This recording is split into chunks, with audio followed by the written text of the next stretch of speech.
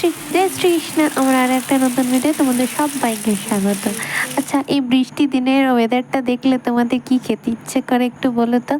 আজ সকাল থেকে না বেশ ভারী রকম বৃষ্টি হচ্ছিল, তাই হঠাৎ করে আমাদের প্ল্যান করা হলো। ওই কথাই আছে না, উঠলো ভাই তো মক্কা যায়। তো সেরকমই আমাদের ইচ্ছে হলো আজকে রাত্রে নাকি আমাদের কিছু খেতে হবে, চল একটা ফিস্টি করা যায়। তাই এমন ভাবনা তার তেমন কাজ, আমরা শুরু করে দিয়েছি আজকের ফিস্টি করা।